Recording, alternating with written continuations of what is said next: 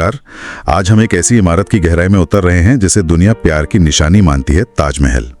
हमारे पास कई वेबसाइट्स, लेख, कुछ रिसर्च पेपर से जुटाई जानकारी है।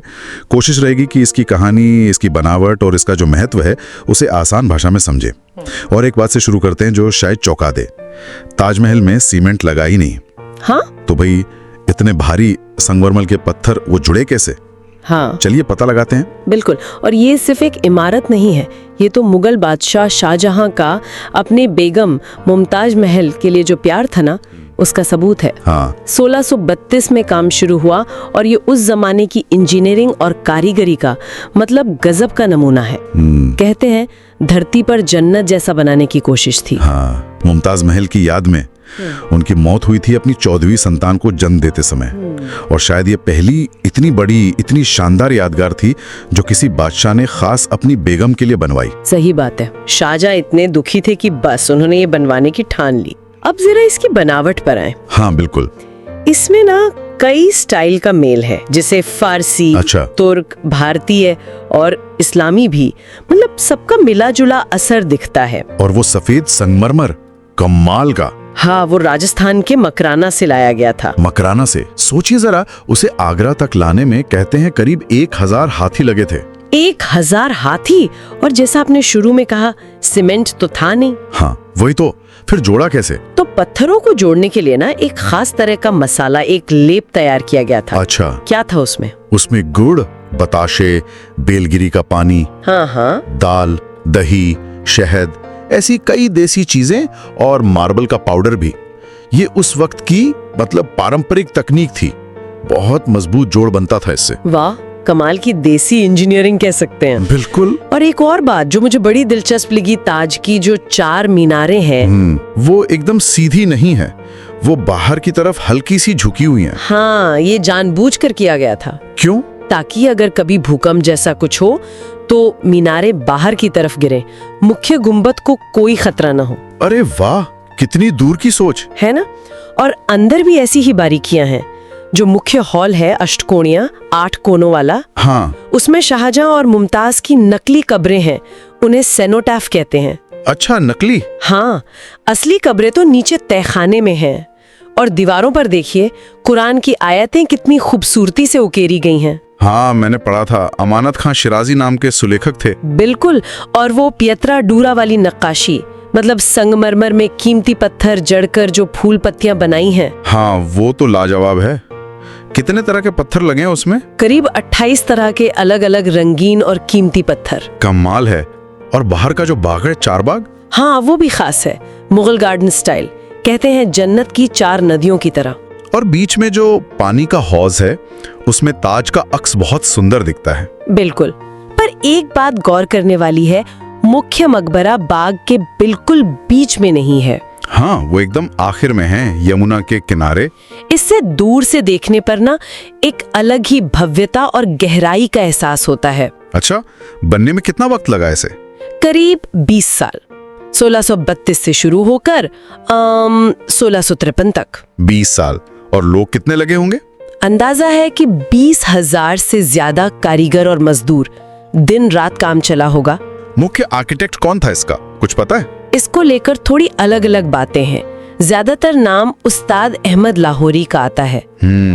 पर कुछ मानते हैं कि शाहजहां खुद इसमें बहुत शामिल थे, मतलब कई सारे विशेषज्ञों के साथ मिलकर प्लान बनाया था, जैसा कि बड़े शाही प्रोजेक्ट्स में होता था। खैर, जो भी हो, ताजमहल आज भारत की पहचान है ना? बिल्कुल। इसीलिए तो 1983 में यूनेस्को ने इसे वर्ल्ड हेरिटेज साइट घोषित किया। हाँ, लेकिन इसे वक्त के साथ नुकसान भी तो पहुंचा है। हाँ, झेलना पड़ा है। जैसे 1857 के समय कुछ ब्रिटिश सैनिकों ने कीमती पत्थर निकाल लिए थे। बाद में लॉर्ड कर्जन ने मरम्मत करवाई।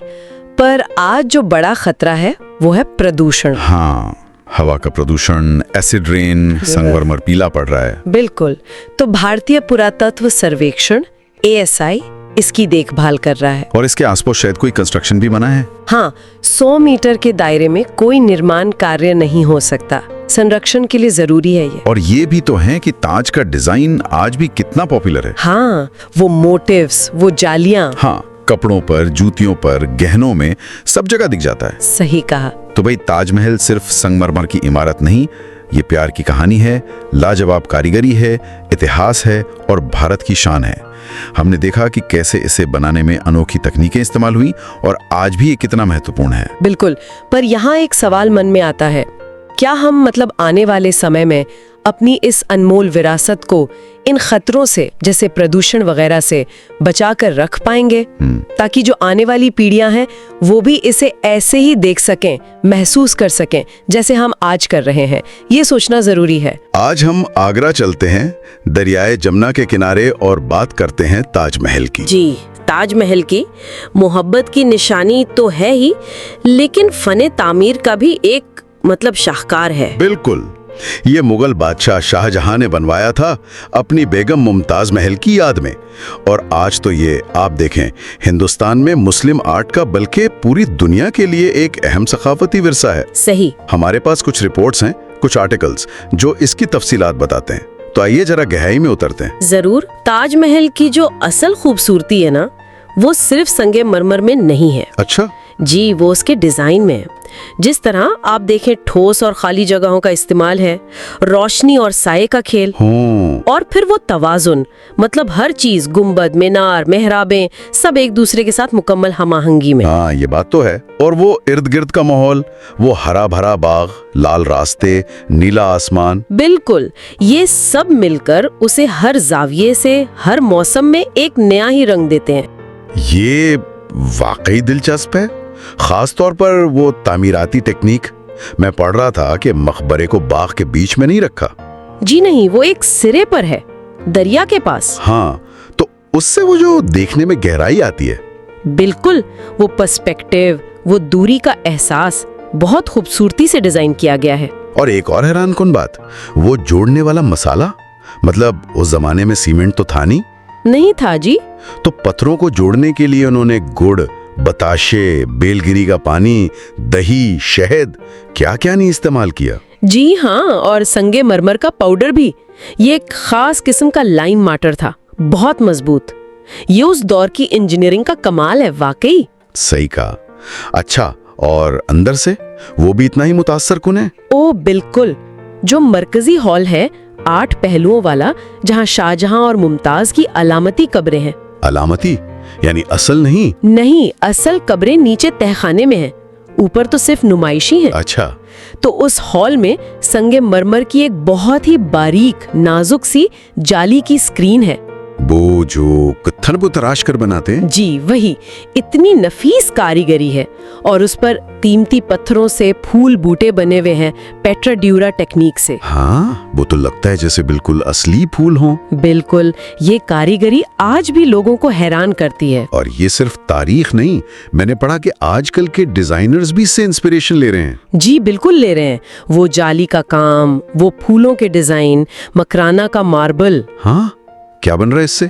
सुनने में आया है कि ज्वेलरी, कुछ बैग्स, यहाँ तक कि जूतियां, मोजरी वगैरह भी डिजाइन की गई हैं। वाह, ये तो कमाल है। लेकिन इतने बड़े विरसे को संभालना, ये तो मुश्किल काम होगा। बहुत बड़ा चैलेंज है। आर्कियोलॉजिकल सर्वे ऑफ इंडिया यानी ASI इसकी जिम्मेदार है। उनकी कोशिश होती है कि उसकी हिफाजत हो, मरम्मत हो।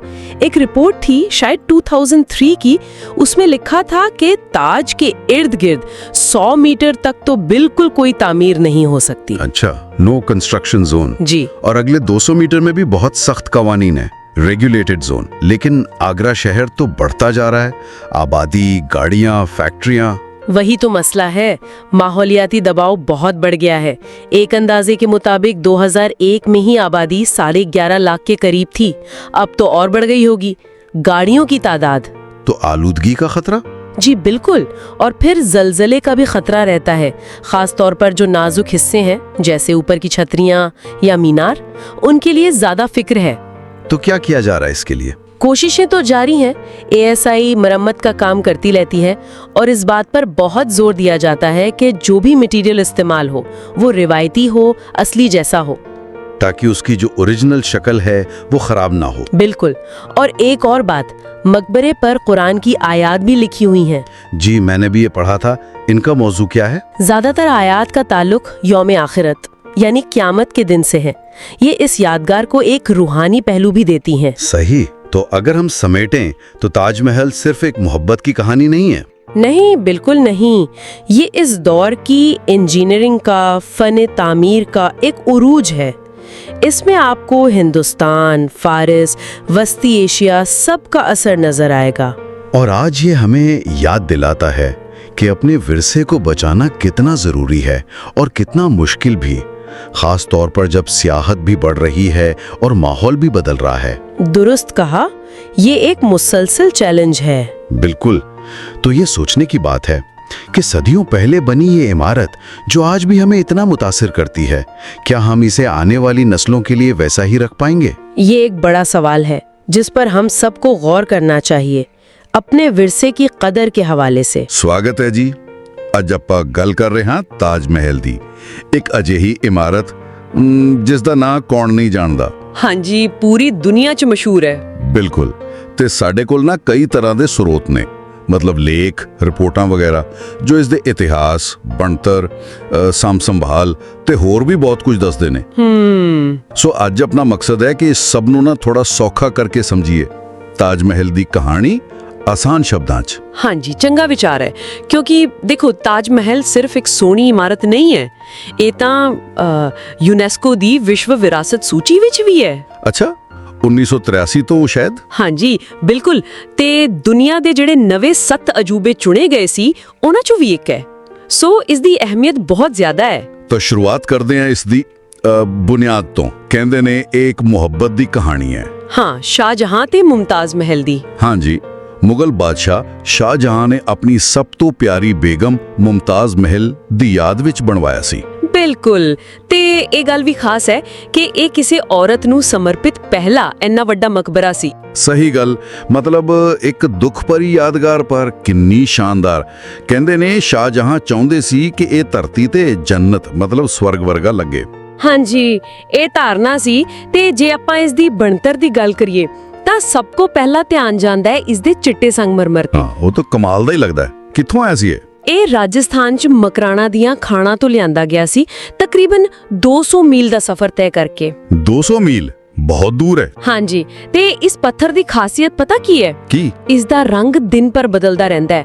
ਸਵੇਰੇ ਵੇਖੋਗੇ ਤਾਂ ਹਲਕਾ ਗੁਲਾਬੀ ਜਿਹਾ ਲੱਗੂ, ਦੁਪਹਿਰੇ ਪੂਰਾ ਦੁੱਧ ਚਿੱਟਾ ਤੇ ਸ਼ਾਮ ਨੂੰ ਥੋੜਾ ਸੁਨਹਿਰੀ। ਕਮਾਲ ਹੈ, ਜਿਵੇਂ ਇਮਾਰਤ ਖੁਦ ਰੰਗ ਬਦਲ ਰਹੀ ਹੋਵੇ। ਹੈ ਨਾ? ਤੇ ਇਸ ਨੂੰ ਬਣਾਉਣ ਲਈ ਪੈਮਾਨਾ ਬਹੁਤ ਵੱਡਾ ਸੀ। ਹਾਂ, ਮੈਂ ਪੜ੍ਹਿਆ ਸੀ ਕਿ ਹਜ਼ਾਰਾਂ ਲੋਕ ਲੱਗੇ ਸੀ। ਹਾਂਜੀ, ਕਰੀਬ 20,000 ਕਾਰੀਗਰ ਤੇ ਮਜ਼ਦੂਰ। ਤੇ ਸੋਚੋ, ਭਾਰਾ ਸੰਗਮਰਮਰ ਲਿਆਉਣ ਲਈ ਕਹਿੰਦੇ ਨੇ 1000 ਹਾਥੀ ਲੱਗੇ ਸੀ। 1000 ਹਾਥੀ ਤੇ ਪਤਾ ਨਹੀਂ ਕਿੰਨੇ ਕੁ ਬਲਦ ਵੀ ਹੋਣਗੇ।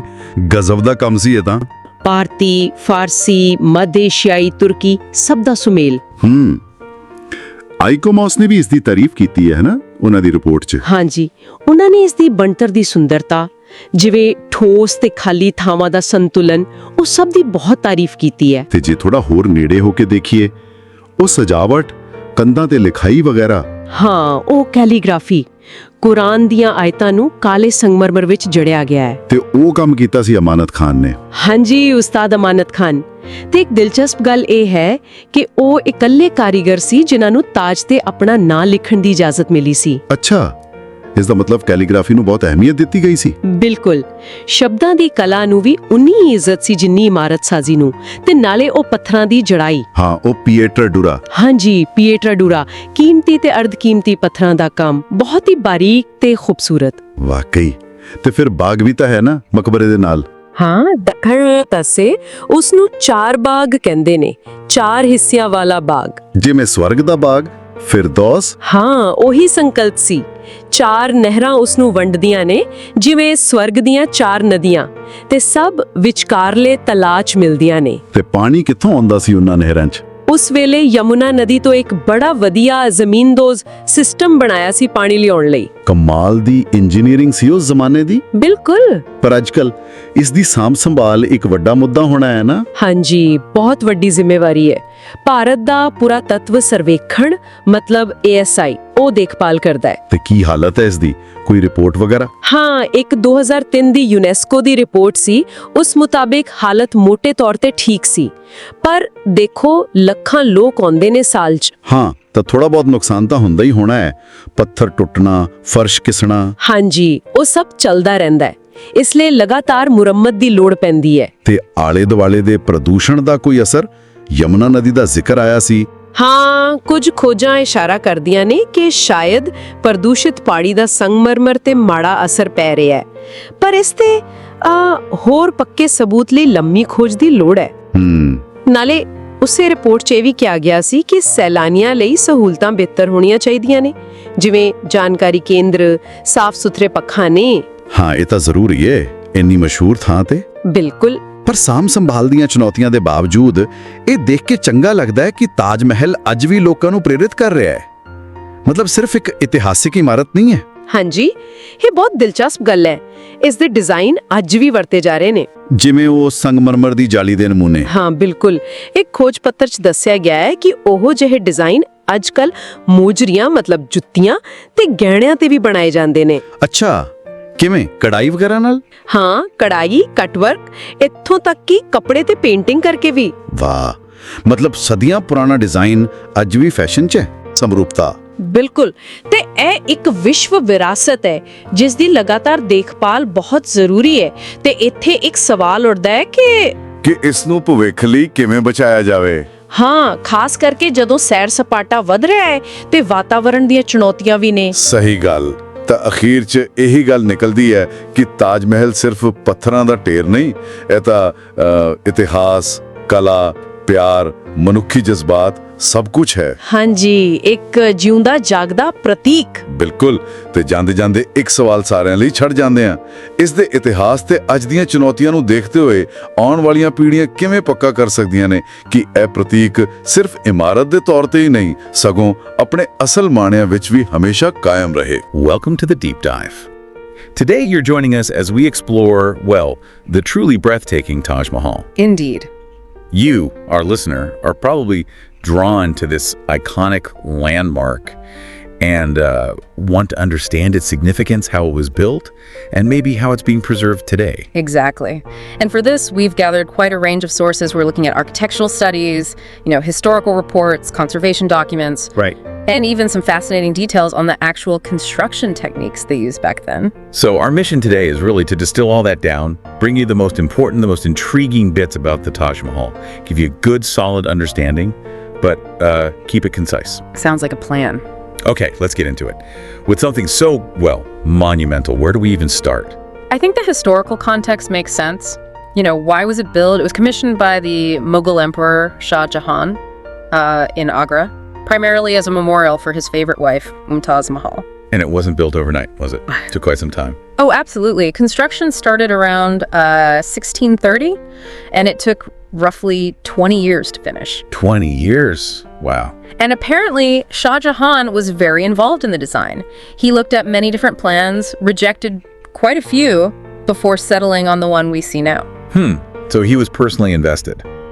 That really says something about its importance to him. Definitely. It underscores just how significant this tribute was. And it's more than just, a beautiful building. It has this huge cultural significance too, right? Oh, absolutely. It's often called the jewel of Muslim art in India, and globally recognized as one of the universally admired masterpieces of the world's heritage. Some call it the crown of the palace too, I believe. That's right. A very poetic name. And do we know who the actual architects were? The minds behind the design? Yes. Records point to two main figures, Ustad Ahmad Lahari and Mir Abdul Karim.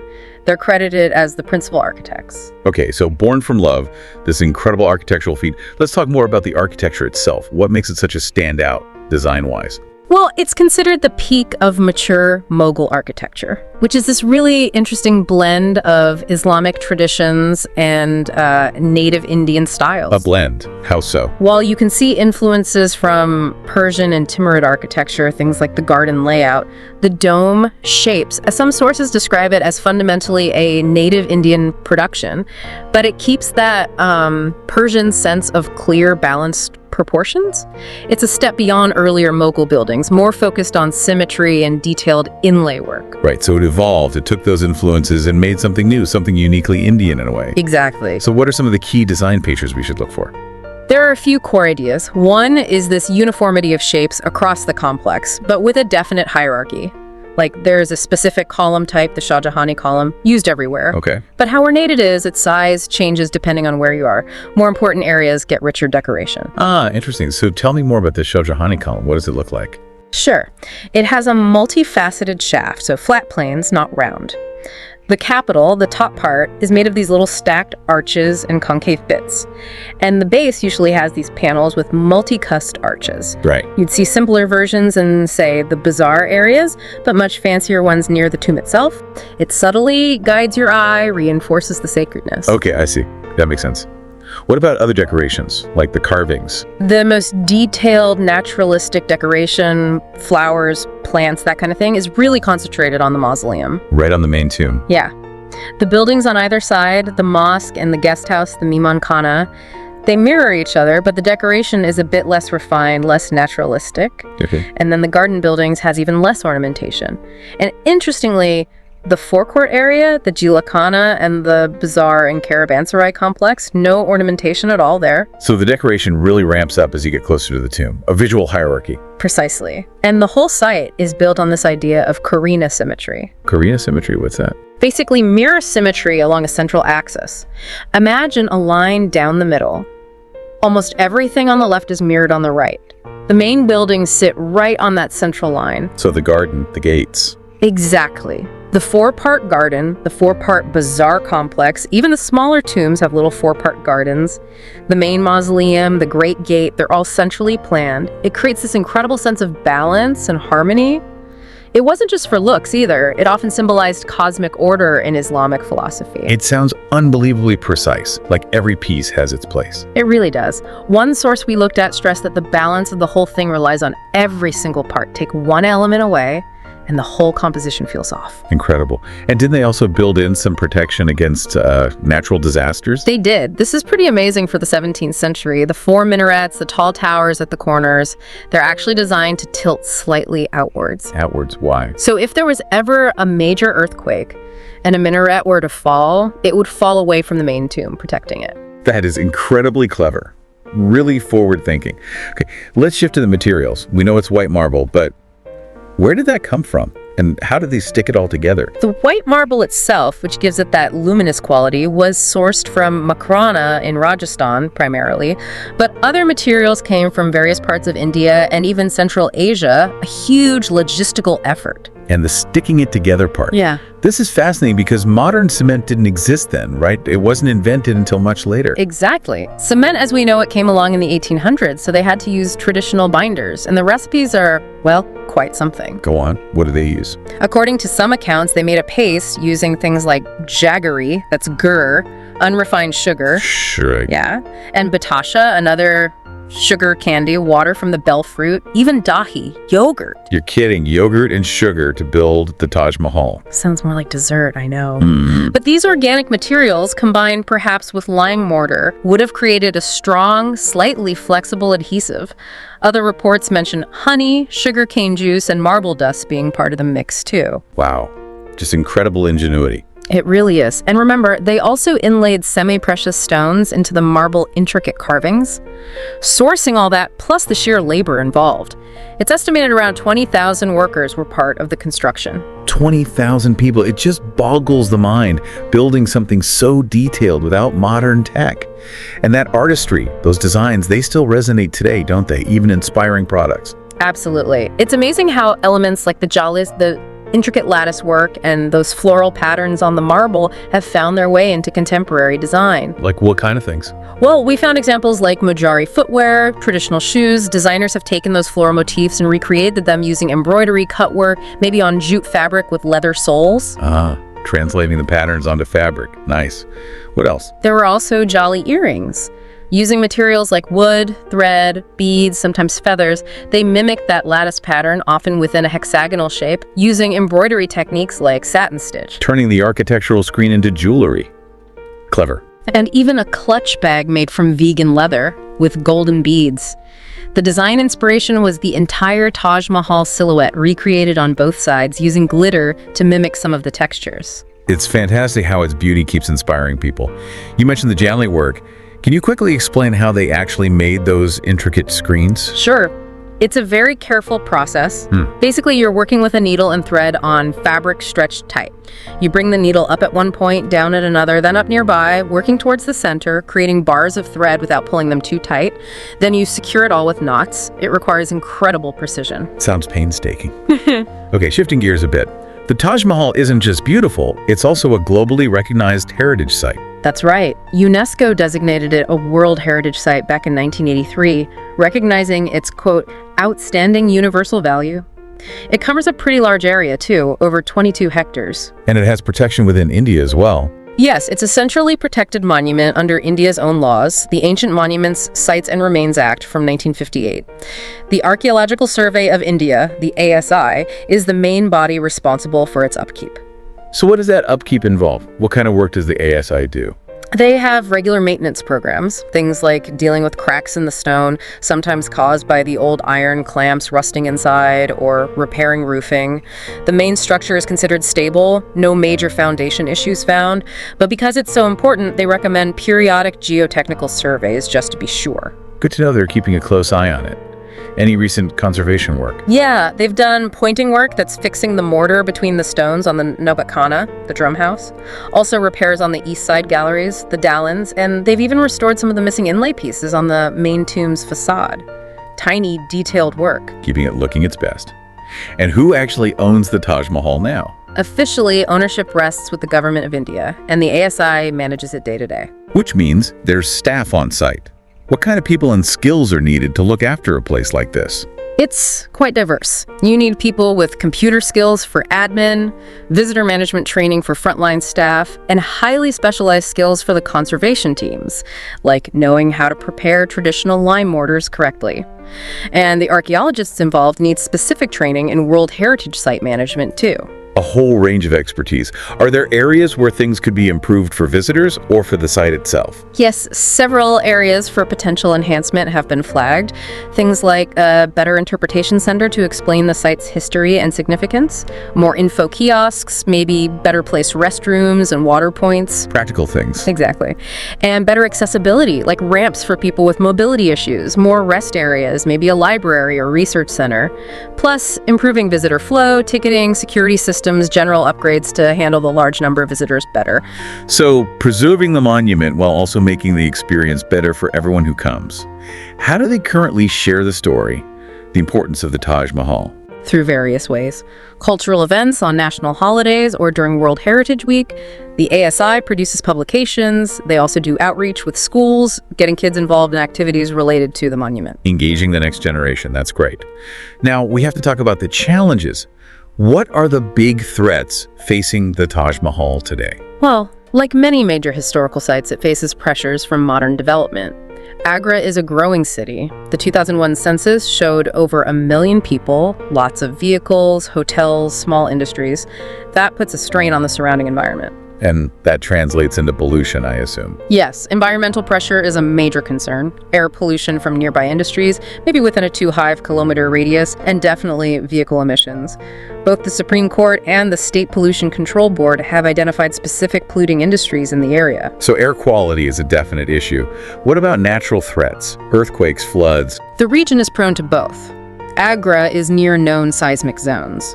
While the main tomb's design is relatively earthquake resistant, some other parts, like the smaller pavilions, the Shatras, are considered more vulnerable. And those slightly tilted minarets we mentioned, that design interacts with certain types of seismic waves. Flooding from the Yamuna River is also a potential risk. A complex set of risks. Are they monitoring these things? Yes, there are systems in place. The ASI does regular photo documentation to track any physical changes. Air quality is monitored continuously by several agencies. The ASI, the Central Pollution Control Board, and the State Board. I remember reading something about the Yamuna River itself causing problems for the marble, not just air pollution. That's a really important point from recent studies. It seems the pollution in the Yamuna River might be a major factor in the marble getting that tarnished look, perhaps even more than just the air pollution. Really? The thinking involves insects breeding in the polluted river water, leaving droppings on the marble, causing discoloration. The recommendation is for more long-term studies, maybe placing marble samples right there at the Taj for about 10 years to see exactly what happens, and testing at different heights too, since the monument is so tall. Fascinating. So it's not just one thing, it's this complex interaction between air, water, development. It must involve a lot of different agencies working together. Oh, absolutely. You've got the local municipality dealing with water and sewage, the Public Works Department, Indian Railways, the Electricity Board, Tourism Department. Coordinating all of them is crucial for the Taj's long-term health. Well, this has been incredibly thorough, a real deep dive. As we wrap up, what are the main things you hope people take away from our conversation? I think fundamentally that the Taj Mahal is this enduring symbol of love, yes, but also an absolute masterpiece of architecture, blending different styles brilliantly. It showcases incredible craftsmanship using unique materials and techniques from its time, and importantly, that its preservation is an ongoing, complex effort against modern challenges. Yeah, and for me, that detail about the non-cement binder, the sugar yogurt mix, that's just amazing that it's held up for centuries. And the earthquake-resistant design of the minarets, really quite something. It really highlights the ingenuity involved, doesn't it? It does. So when you think about how it was built and the pressures it faces now, pollution, climate, development, it makes you wonder, doesn't it? What is the future for this incredible monument? How do we ensure it's still here for generations to come, not just in India, but for the whole world? A really important question to reflect on. Definitely something to think about. There's so much more to explore about its history, architecture, and conservation. Thank you for joining us on this deep dive.